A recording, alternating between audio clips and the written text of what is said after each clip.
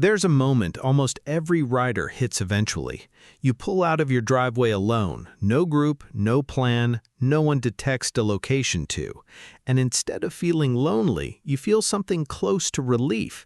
Nobody talks about that feeling, but if you're over 50 and you ride, you already know exactly what I mean.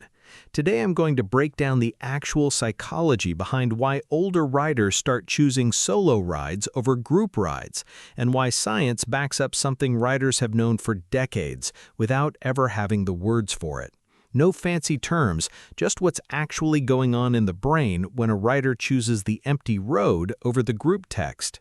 When you're young, riding is social. You want the wave from other bikers. You want people to see the bike. You want to be part of something.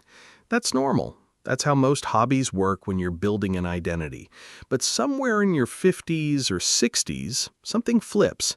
You stop caring if anyone sees you ride. You stop needing the group to validate the trip. You stop planning routes around who's available and start planning them around what you actually want to see. Researchers who study aging and solitude found something that explains this perfectly.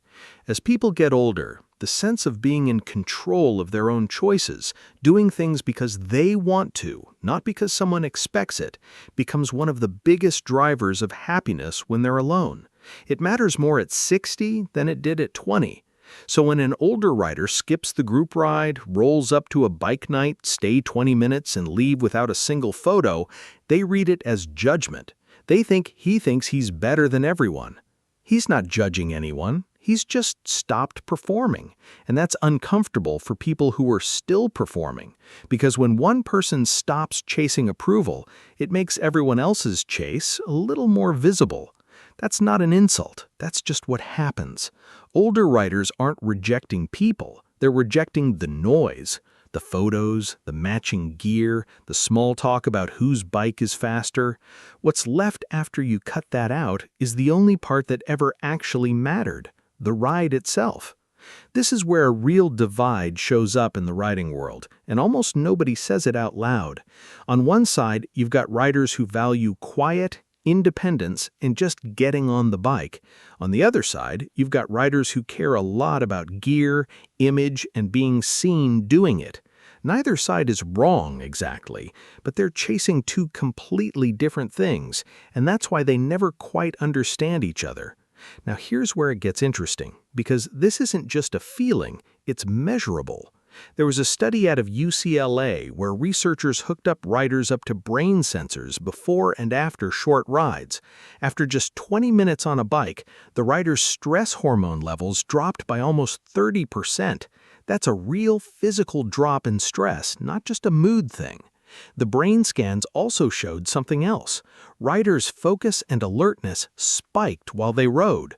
Their brain activity looked like someone locked into one single task, completely present, with no room left over for anything else. That matters more the older you get. Life after 50 tends to get noisy. Work stress, family stuff, health worries, a dozen tabs open in your head at once. A solo ride forces your brain to drop all of that and focus on one thing only, the road right in front of you. No group to manage, no conversation to keep up, just you, the bike, and the next curve. That's basically a moving version of meditation, except your brain doesn't have to be talked into it. The bike does it for you. Psychologists who study solitude in older adults have found some things that line up almost perfectly with what riders describe. First, alone time only feels good when it's your choice.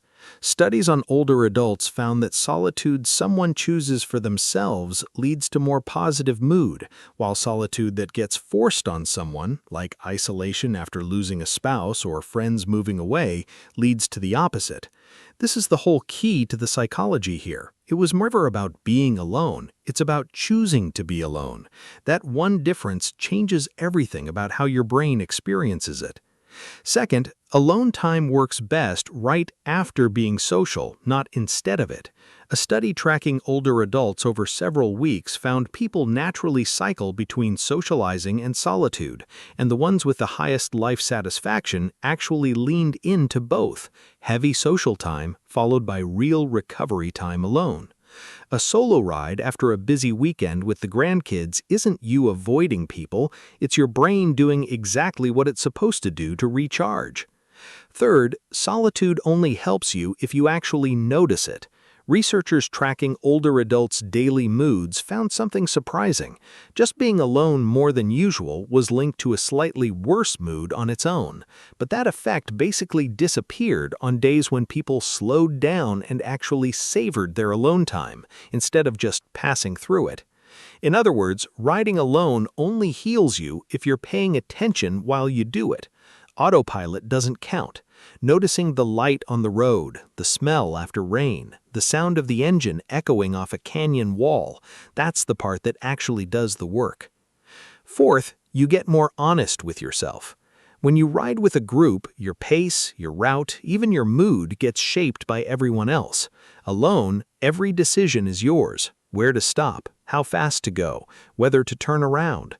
Over time, that builds something close to self-trust because you're the only one making every call and dealing with every consequence. Fifth, you learn to fix your own problems.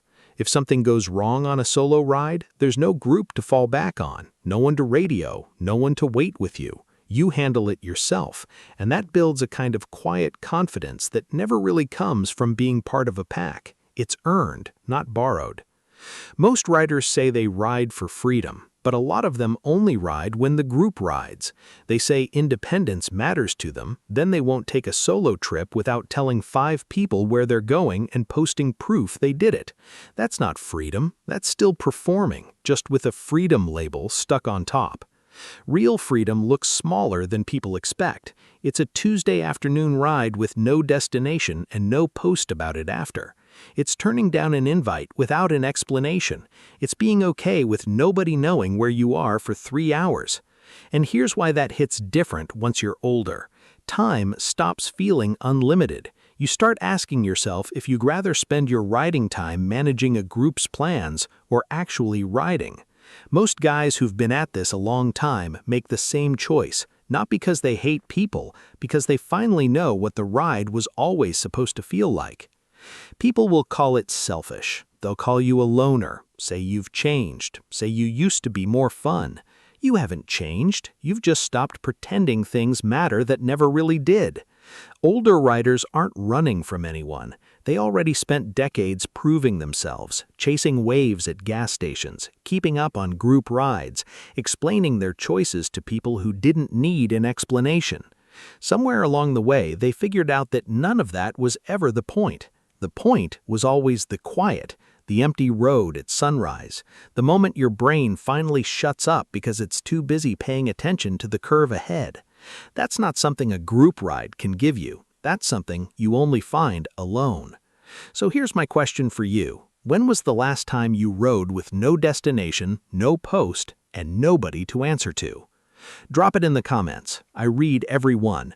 If this explains something you felt but never had words for, hit like and send it to a rider who'll get it. See you on the next ride.